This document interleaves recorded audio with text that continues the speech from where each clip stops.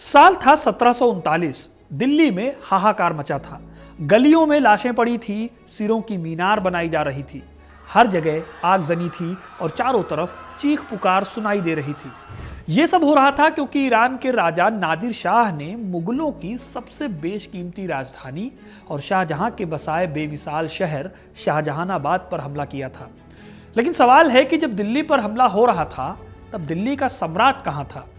अगर आप सोच रहे हैं कि दिल्ली का सम्राट दुश्मन से लड़ने के लिए जंग के मैदान में खड़ा था या लाल किले में अपनी सेना के साथ स्ट्रेटजी बना रहा था, तो आप बिल्कुल गलत हैं। जैसे शतरंज के खेल में कई बार एक गलती की वजह से अपने आप ही शह और मात की चाल में इंसान फंस जाता है, वैसे ही दिल्ली का सम्राट अपने आप ही खुद को नादिर शाह के हवाले कराया था।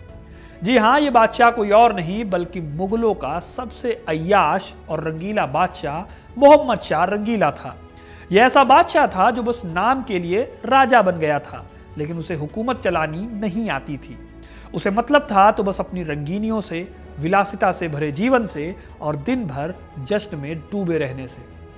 जी हाँ, रंगीला के टाइम पीरियड में कला और संस्कृति खूब बढ़े, लेकिन उससे राजपाट नहीं हो पाया। यही वजह है कि नादिर शाह ने उसके टाइम पर दिल्ली को लूट कर वीरान बना दिया। उनके खास वजीर ने दक्कन को इनसे छीन लिया और सिखों और नवाबों ने इनको खूब चैलेंज किया। ये कहानी उस बादशाह की है जिसके शासनकाल में मुगल साम्राज्य सिर्फ एक नाम बनकर रह गया था। आज मैं आपको इसी बादशाह की कहानी सुनाऊंगा जिनकी सुबह तीतरों और हाथियों की लड़ाई देखने में बीतती थी। दोपहर बाद बाजीगर और लोगों की नकल उतारने वाले लोग उनका मनोरंजन करते थे और शाम को वो अपनी बीवियों में व्यस्त हो जाते थे, जिनकी कमजोरी की वजह से कोहिनूर हीरा भारत से निकल गया और दुनिया का सबसे महंगा सिंहासन तख्ते ताऊस या मयूर सिंहासन भी भारत से छिन गया। तो मुगलों का पतन कराने वाले इस बादशाह की कहानी को जानने के लिए वीडियो को एंड तक जरूर देखिएगा, क्योंकि अपना इतिहास नहीं जानोगे तो खुद को कैसे पहचानोगे। मुगल सल्तनत के पतन की शुरुआती नींव रख दी थी मुगल बादशाह औरंगजेब ने। असल में हुआ ये कि औरंगजेब की जब मृत्यु हुई तो उसके बाद कोई भी ऐसा मुगल उत्तराधिकारी नहीं था जो मुगल गद्दी को संभाल सकता, जैसे औरंगजेब या उससे पहले के बादशाहों ने किया था। औरंगजेब ने जहां 50 सालों तक मुगल गद्दी को संभाला था, वहीं उसके बाद सिर्फ 30 सालों के अंदर मुगल बादशाहत तेजी से सिकुड़ गई। इस दौरान कई अलग अलग बादशाह आए। दिल्ली के 3 बादशाहों की हत्या हुई। इसके अलावा पहले को गर्म सुई से अंधा कर दिया गया, तीसरे की मां का गला घोंट दिया गया और दूसरे के पिता को उसके हाथी पर एक खाई से नीचे गिरा दिया गया। इस तरह मुगल दरबार, जो कभी बहुत ताकतवर हुआ करता था, वो अब सिकुड़ता जा रहा था।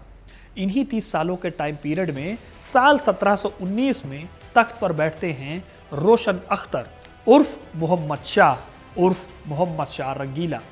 16 साल की उम्र में सैयद भाइयों की मदद से उन्होंने तख्त को हासिल किया था और फिर असफ जाह की मदद से सैयद भाइयों को भी ठिकाने लगा दिया था। वो मुगल राजवंश के 13वें बादशाह थे। जहीरुद्दीन मलिक अपनी किताब the reign of Mohammad Shah में लिखते हैं, जब सन 1719 में मोहम्मद शाह ने दिल्ली की गद्दी संभाली थी, उनकी उम्र थी 18 साल। वो जहान शाह के बेटे और औरंगजेब के पोते थे। उनकी कद काठी मजबूत थी। गद्दी संभालने के बाद वो तीरंदाजी का अभ्यास करते और अक्सर शिकार खेलने चले जाते थे। लेकिन इसके साथ ही वो एक और चीज के शौकीन थे। ये चीज थी संगीत या नाच गाने की परंपरा। दरअसल मुगल दरबार में अकबर से लेकर शाहजहां के टाइम तक संगीत और नृत्य वगैरह को काफी तवज्जो मिलती थी। दिल्ली से लेकर आगरा और लाहौर तक में इस परंपरा के चलते कई बड़े कलाकार, शायर, डांसर्स वगैरह की रोजी रोटी चलती थी। लेकिन औरंगजेब ने इसे बैन कर दिया था, क्योंकि ये उनको गद्दी हासिल करने के लिए जरूरी था। असल में उनको दिखाना यह था कि वो दारा शिकोह की तरह काफिर नहीं है, बल्कि पूरी तरह से इस्लाम को फॉलो करते हैं। इसीलिए अपने आप को ज्यादा मुस्लिम दिखाने के लिए साल 1768 में इन्होंने म्यूजिक, शराब और इसी तरह से नाच गाने पर भी बैन लगा दिया। इससे ये पूरी इंडस्ट्री उस वक्त खतरे में पड़ गई।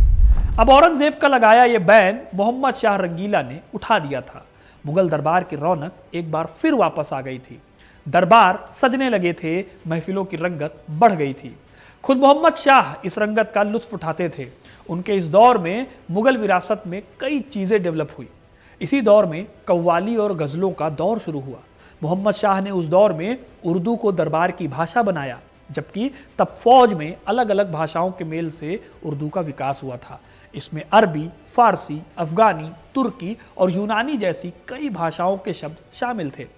उर्दू बोलने में थोड़ी आसान थी, इसलिए थोड़ा एलीट क्लास के लोग उर्दू बोलने वालों को अपने से कमतर मानते थे। लेकिन सैनिक शिविरों से निकलकर उर्दू धीरे धीरे आम लोगों की भाषा बन गई थी। इसी उर्दू और हिंदी के मेल से हिंदवी या हिंदुस्तानी भाषा बनी। इस दौर में कवियों ने नए तरीके से लिखना शुरू किया तो इन्हें शायर कहा जाने लगा। मोहम्मद शाह के दौर में शायरों को खूब सम्मान मिला और दिल्ली दरबार में मुशायरों के दौर चलने लगे। यहाँ तक कि खुद बादशाह भी शायरी करने लगे थे और उन्होंने अपना पेन नेम रखा सदा रंगीला। फिर जल्दी ही इस पेन नेम के चलते भाई साहब फेमस हो गए मोहम्मद शाह रंगीला नाम से। लेकिन दोस्तों, रंगीला सिर्फ अपनी कविताओं में रंगीले नहीं थे, उनके मिजाज और उनके शौक ऐसे थे कि कोई भी हैरान रह जाए। मोहम्मद शाह के बारे में मशहूर था कि वो सौंदर्य के पुजारी थे। विलियम डेलरिम्पल और अनीता आनंद लिखते हैं, उनकी सुबह तीतरों और हाथियों की लड़ाई में बीतती थी। दोपहर बाद बाजीगर और लोगों की नकल उतारने वाले लोग उनका मनोरंजन करते थे। शासन का जिम्मा उन्होंने अपने सलाहकारों को दे रखा था। इसके बाद जब शाम होती थी तो उनका मिजाज और बदल जाता था। रंगीला हमेशा ही के नशे में डूबा रहने वाला बादशाह था। अफीम की लत की वजह से उनके पेट में तकलीफ शुरू हो गई थी और उनकी सेहत गिरने लगी थी। वो नॉर्मली घोड़ा चलाने के लायक नहीं रह गए थे, इसलिए उनके लिए खास तौर पर लखनऊ के घोड़े की काठी बनाने वाले एक कारीगर ने एक काठी बनाई थी। मोहम्मद शाह कभी कभी इसकी मदद से घोड़े पर बैठ पाते थे, वरना वो घूमने के लिए पालकी या हाथी पर तख्ते रमा का सहारा लेते थे। मुगल बादशाहों की विरासत में इन्होंने एक और चीज खुद से जोड़ी कि ये कई बार दरबार में औरतों के कपड़े पहन कर जाते थे। जी हाँ, मोहम्मद शाह रंगीला को औरतों के कपड़े पहनना खूब पसंद था। उनको महिलाओं के बाहरी वस्त्र यानी पेशवाज और मोती जड़े जूते पहनने का शौक था। उनका ये शौक उनको एक बार ले भी डूबता, क्योंकि दिल्ली में खबरें उड़ने लगी थी कि बादशाह तो नामर्द है। इसलिए फिर मजबूरी में इनको एक पेंटिंग बनवानी पड़ी। इस पेंटिंग में इन्हें एक कनीज के साथ करते हुए दिखाया गया था। अब जाहिर है कि मोहम्मद शाह रंगीला जो इतने रंगीन मिजाज थे, उन्होंने राज्य की सुरक्षा के लिए भी कुछ किया ही होगा। जवाब है नहीं। मोहम्मद शाह रंगीला इतने टाइम तक राज तो करते रहे, लेकिन उन्होंने कभी दिलचस्पी नहीं दिखाई राजकाज में। उनका वक्त मुगल विरासत की छाती पर अय्याशी करने में बीतता था। इसकी वजह भी थी दिल्ली की अमीरी। इस अमीरी की वजह थी मुगल साम्राज्य का विस्तार। तब ये दुनिया के सबसे अमीर शहरों में से एक था। करीब करीब पूरे उत्तर भारत, पाकिस्तान, बांग्लादेश और अफगानिस्तान के बड़े हिस्से पर मुगल साम्राज्य की हुकूमत थी। हालांकि औरंगजेब की मृत्यु के बाद से मुगल साम्राज्य के रसूख में गिरावट आ रही थी, फिर भी काबुल से कर्नाटक तक के उपजाऊ मैदान वाले इलाके पर मुगलों का कंट्रोल था। विलियम डेलरिम्पल की किताब Kohinoor the story of world's most infamous diamond से पता चलता है, उस जमाने में मुगलों की राजधानी दिल्ली की आबादी करीब 20 लाख थी, जो लंदन और पेरिस की कुल आबादी से भी ज्यादा थी। और इस दिल्ली शहर पर राज करने वाले मोहम्मद शाह रंगीला तख्ते ताऊस पर बैठते थे। इसी तख्ते ताऊस यानी मयूर सिंहासन थ्रोन के ऊपरी हिस्से में दुनिया का सबसे मशहूर हीरा कोहिनूर चमकता रहता था। रंगीला के दौर में ही दिल्ली में कॉफी हाउस कल्चर शुरू हुआ था, जहां बैठकर लोग शायरी और कव्वालियां सुनते थे। इसी दौर में दिल्ली में ख्याल गायन की शुरुआत भी हुई थी। ख्याल गायकी में दो सिंगर अदारंग और सदारंग इसी दौर में पैदा हुए, जिनका जिक्र कुली खान ने अपनी किताब मरकए दिल्ली में किया था। लेकिन इन सब बातों के आगे सबसे बड़ी दिक्कत यह थी कि रंगीला ने कभी भी अपने शासन की परवाह नहीं की। यही वजह है कि दिल्ली अमीर जरूर थी, लेकिन उसके दौर में दिल्ली सबसे कमजोर भी थी। मोहम्मद शाह रंगीला के टाइम पर सत्ता दिल्ली के हाथों से फिसलकर रीजनल एरियाज में जाने लगी, क्योंकि रंगीला उन्हें इसी तरह से अपनी ताकत देते जा रहे थे। इन क्षेत्रीय राज्यों ने, जैसे कि अवध, रोहेलखंड और मराठे, इन सब ने राजनीति, अर्थव्यवस्था और इंटरनल सिक्योरिटी जैसे इंपॉर्टेंट मुद्दों पर खुद ही फैसले लेने शुरू कर दिए थे। यहीं पर आपको बताऊं तो रंगीला के बेहद खास वजीर हुआ करते थे, जिनका नाम था निजामुल मुल्क। दिल्ली की दिक्कतों को देखते हुए उन्होंने मोहम्मद शाह को समझाने की कोशिश की, लेकिन जब साज और संगीत के आगे मोहम्मद शाह ने कुछ नहीं किया तो निजामुल मुल्क हैदराबाद चले गए और वहां उन्होंने एक नई रियासत बना ली। इस तरह मुगलों के दक्कन में आसफ जाही वंश की नींव पड़ चुकी थी। ठीक ऐसे ही जब मराठों ने दिल्ली पर हमला किया तो इन्होंने खुद लड़ने की बजाय अवध और रुहेलखंड के नवाबों को आगे कर दिया। मतलब खुद रंगीला ने कभी भी ये दिलचस्पी नहीं दिखाई कि अगर मुगल राजवंश टूटे ना तो कम से कम कमजोर तो ना पड़े। लेकिन इनके दौर में मुगल सत्ता खोखली सी हो गई थी। इसका एक बड़ा खामियाजा दिल्ली ने भुगता जब साल 1739 में नादिर शाह ने दिल्ली पर हमला किया। कहते हैं कि नादिर शाह हमेशा से ही दिल्ली पर हमला करना चाहता था, लेकिन उसे रंगीला की हरकतों के वक्त यह हमला सबसे जायज मालूम पड़ा। उसने 2 बहाने भी सोच लिए थे इस हमले को जायज ठहराने के लिए। विलियम डलरिम्पल लिखते हैं, मुगलों ने नादिर शाह की तानाशाही से बचकर भागे कुछ ईरानी विद्रोहियों को शरण दी थी। इसके अलावा मुगलों की सीमा पर अधिकारियों ने ईरानी राजदूत का कुछ सामान भी जब्त कर लिया था। नादिर शाह ने अपने दूत भेजकर दिल्ली में शिकायत की थी कि मुगल मित्रों की तरह व्यवहार नहीं कर रहे हैं, लेकिन इसका नशे में डूबे मोहम्मद शाह रंगीला पर कोई असर नहीं पड़ा था। 3 महीने बाद नादिर शाह ने दिल्ली से 100 मील उत्तर में करनाल में मुगलों की 3 सेनाओं को हराया। इसमें से एक सेना दिल्ली की थी, बाकी 2 सेनाएं अवध और दक्कन से थी। लेकिन इस हार के बाद मोहम्मद शाह रंगीला ने जो किया वो कोई बेवकूफ़ या बहुत बहादुर आदमी ही कर सकता था। और यहाँ मैं पहले वाले ऑप्शन की बात कर रहा हूँ। जो मुगल बादशाह कभी किसी लड़ाई में खुद जंग में नहीं उतरा, वो 9 लाख की सेना वाले नादिर शाह के पास बस कुछ एक गार्ड्स को लेकर उसके तंबू में चला गया। नादिर शाह ने इस मौके का फायदा उठाया और मोहम्मद शाह को गिरफ्तार कर लिया। माइकल एक्स वर्दी ने अपनी किताब सोर्ड ऑफ पर्सिया में लिखा, नादिर शाह ने रंगीला की खूब खातिर की, लेकिन उन्हें वापस नहीं जाने दिया। उनके अंगरक्षकों ने हथियार ले लिए और नादिर शाह ने उनके चारों तरफ अपने सैनिक तैनात कर दिए। अगले दिन नादिर शाह के सैनिक मुगल शिविर में जाकर मोहम्मद शाह रंगीला के पूरे हरम और नौकरों को उठा लाए। इसके बाद उनके दरबारियों को उनके पास लाया गया।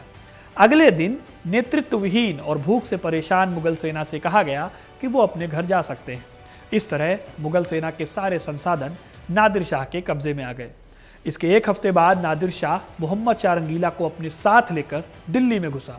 फिर 20 मार्च के दिन वो 100 हाथियों का जुलूस लेकर दिल्ली में आया और आते ही उसने शाहजहां के कमरे में डेरा डाल दिया, जबकि मोहम्मद शाह को अपना दरबार और घर छोड़कर एक दूसरी इमारत में रहना पड़ा। मोहम्मद शाह ने सारा शाही खजाना नादिर शाह के हवाले कर दिया।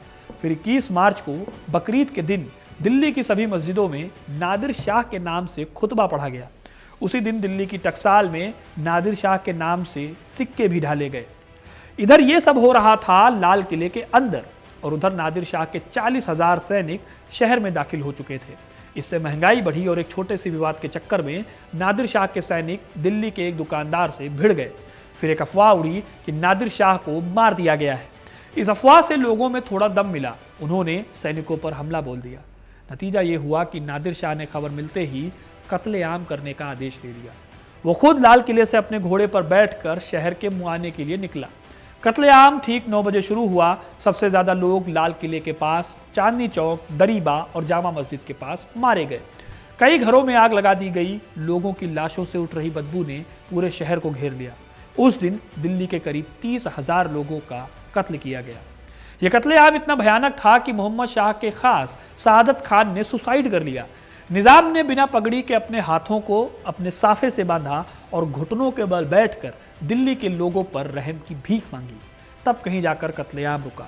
लेकिन नादिर शाह ने दिल्ली छोड़ने से पहले 100 करोड़ रुपए का हर्जाना मांगा। यह रकम इतनी बड़ी थी कि मोहम्मद शाह रंगीला को दिल्ली के रहने वाले लोगों से भी भीख मांगनी पड़ी। इस लूट में दिल्ली के लोगों से जबरदस्ती पैसा तो लिया ही गया, साथ ही कई परिवार भी बर्बाद हो गए। मुगलों की अब तक की सारी जमा की विरासत लुट गई थी। इसी विरासत का हिस्सा था कोहिनूर और वो तख्ते ताऊस जिस पर कभी मुगल बादशाह शाहजहां बैठा करते थे। इस तरह से जो मोहम्मद शाह रंगीला साहित्य, कला और दूसरी चीज़ों का इतना बड़ा संरक्षक था, उसने राज्य पर ध्यान न देने की वजह से खुद को इतिहास के सबसे बदनाम शासकों में शुमार कर लिया। लेकिन ये सिलसिला यही नहीं रुका। साल 1747 में नादिर शाह के एक कमांडर अहमद शाह अब्दाली ने भी दिल्ली को लूटा। इस लूट में मोहम्मद शाह रंगीला के एक खास कमांडर की मौत हो गई, जिसका नाम कमरुद्दीन था। उसकी मौत के सदमे से बादशाह की तबीयत खराब हुई और 26 अप्रैल 1748 को वो इस दुनिया से विदा हो गए। तो दोस्तों, ये थी कहानी एक ऐसे बादशाह की जिसने मुगलों की सत्ता की साख को मिट्टी में मिला दिया था।